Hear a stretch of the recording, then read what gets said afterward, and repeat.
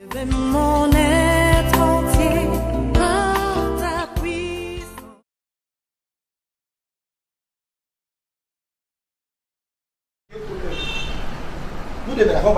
C'est ce que nous voulons voir ce soir. Ce que nous voulons voir ce soir, ce que nous voulons étudier ce soir, c'est que les arbres même connaissent la volonté de Dieu. Depuis que Dieu a ouvert mes yeux sur cette chose, j'ai compris que je ne peux plus m'amuser avec ma vie. J'ai compris que je n'ai pas le choix. Cela devient une obligation pour moi d'accomplir la volonté de Dieu. Même les arbres connaissent la volonté de Dieu. 4 différents arbres nous allons étudier ce soir.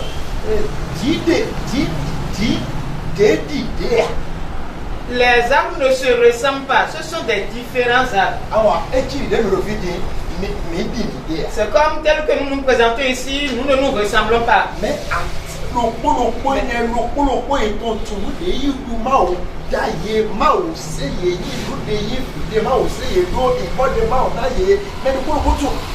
chaque arbre sait ce pourquoi Dieu l'a créé, le nom que Dieu lui a donné et ce qu'il doit faire. Excusez-moi,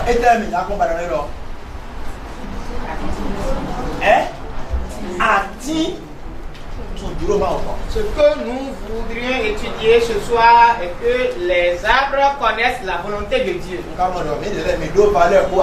Et je sais que nous avons plus de valeur que les arbres. C'est ça, non? N'est-ce pas? Et si l'arbre connaît la volonté de Dieu et demeure dans cette volonté et accomplit cette volonté, il n'a pas le choix. Sinon, l'arbre peut se tenir devant toi. L'arbre te dira que sa vie est plus bonne que la sienne. L'arbre te dira que tu as pris par ce monde, mais tu n'as pas accompli la volonté de Dieu. Mais lui, il en a accompli. Juge 9, versets 8 à 15. Les arbres partirent pour aller oindre un roi et le mettre à leur tête. Ils dirent à l'olivier, règne sur nous.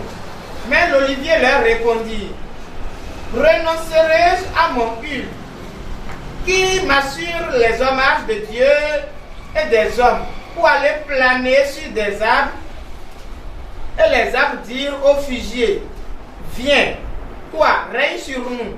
Mais le figuier leur répondit, renoncerai-je à ma douceur et à mon excellent fruit pour aller planer sur les arbres? Et les arbres dirent à la vigne, viens toi, règne sur nous. Mais la vigne leur répondit, renoncerai-je à mon vin qui réjouit Dieu et les hommes pour aller planer sur les arbres? Alors tous les arbres dirent au buisson d'épines, viens toi, règne sur nous. Et le buisson d'épines répondit aux arbres, si c'est de bonne foi que vous voulez moindre pour votre roi, venez, réfugiez-vous sur mon ombrage, sinon un feu sortira du buisson d'épines et dévorera les cèdres du Liban. Merci beaucoup. Fond.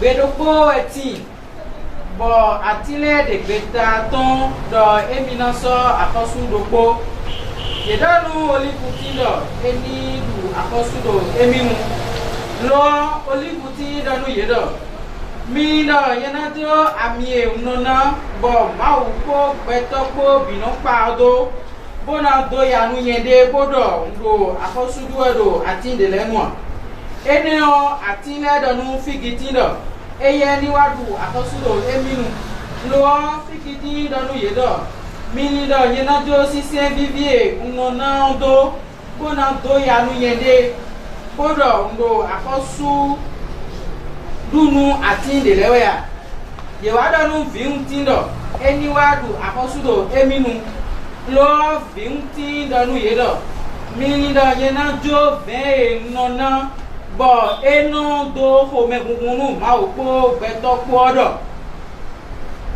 Bon, et non, tout le monde m'a ou beto kodo bonando ya nu yende do akosudo ati de lewe wa gboton ati le do gbepo bodonu nkan do eni wadu akosudo eminu bon nkan do nu yedo eyin mi duro na so mi akosunu gbohun mi wa be yedo awache glo e mai mo mi ona to si on a fait cette routine, il va ton lait dessus. Merci beaucoup. Alléluia. Amen. Je prends l'histoire alors. Suivez cette histoire. Et t'as quoi à dire? Étudions les arbres, l'arbre. Et tout le monde. L'arbre connaît la volonté de Dieu. Bon, il n'y a pas de quoi, et important, mais nous avons tout le monde. Et vous et moi, il est important que nous sachions la volonté de Dieu. Vous allez m'aider. Donnez-moi le nom de chacun de ces arbres. Premier.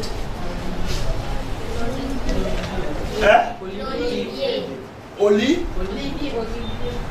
Français. Olivier. Olivier. Les deuxièmes. Figuier. Troisième. Vigne. La vigne. Quatrième. Buisson des piles. Bison. Des piles. Des piles.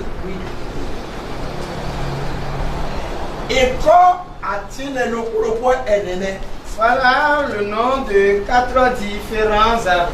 Comme nous les hommes, chacun a son nom. La façon dont les noms ne se ressemblent pas ici, c'est de la même manière que ces arbres ne se ressemblent pas ailleurs.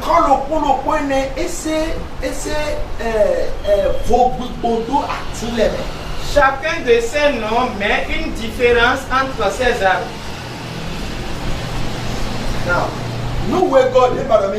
La deuxième chose que je voudrais que vous sachiez ici. Alléluia. Amen. Alléluia. Amen. Mais chacun d'eux sait ce que Dieu lui a donné. Les arbres. Toi qui me suis et qui m'observe ici, tu dis que tu es plus important que l'arbre. Tu as plus de valeur que l'arbre. Tu as été à l'école. Tu as des diplômes. Tu as voyagé à l'étranger. Tu as parcouru beaucoup de pays.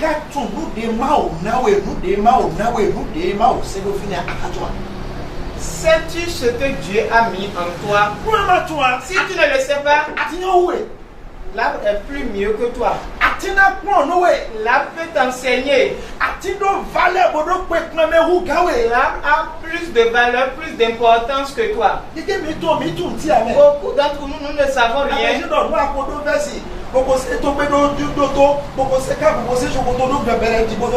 penses que c'est porté vers l'oreille maquillage, c'est pas ça qui fait l'affaire. Et tu parles de tu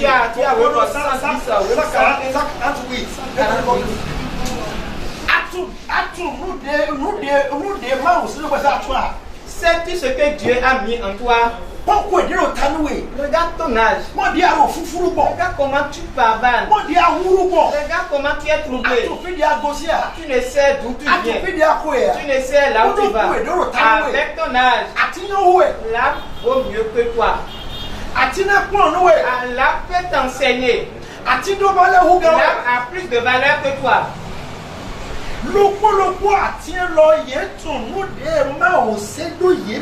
Chacun de ces arbres sait ce que Dieu a mis en eux.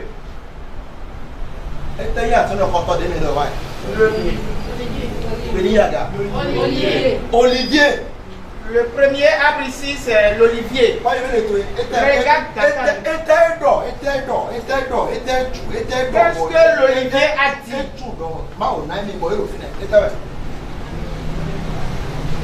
Regardez le passé. Regardez le verset, répondez. Verset 9. Qu'est-ce que l'olivier reconnaît comme étant son don? Verset 9.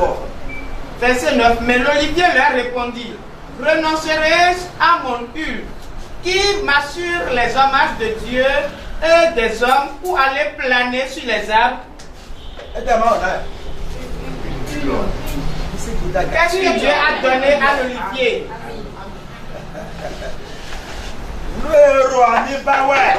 Si on a besoin de l'huile,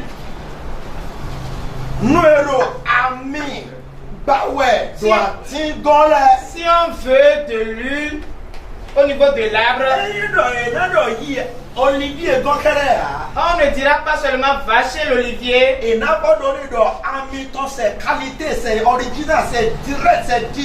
On va appuyer que l'huile de l'olivier est de qualité. C'est pas mélange. C'est pas un mélange. C'est la qualité. C'est pas faux. C'est pas le faux. Tu ne vas pas boire l'huile de l'olivier et commencer par vomir et avoir de la diarrhée.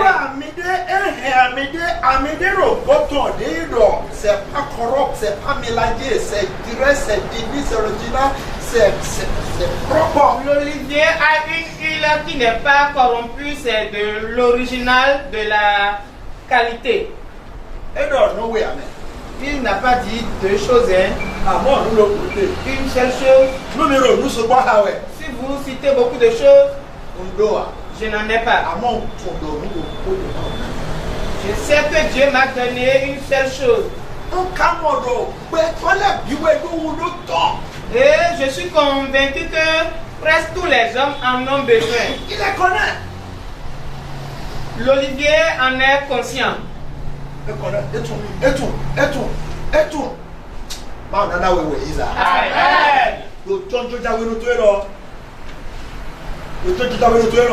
ta jeunesse, Dieu va te donner de la lumière. Pendant ton adolescence, au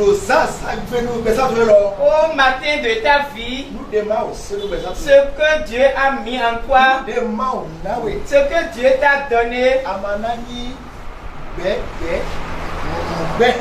tu ne seras pas quelqu'un qu'on peut ignorer. Dieu va ouvrir tes yeux. Dieu va te donner la lumière. Dieu va ôter de ta vie toute obscurité. Là où l'olivier a dit qu'il n'a pas deux choses. Je sais que j'ai une seule chose. J'en suis conscient. Connaître.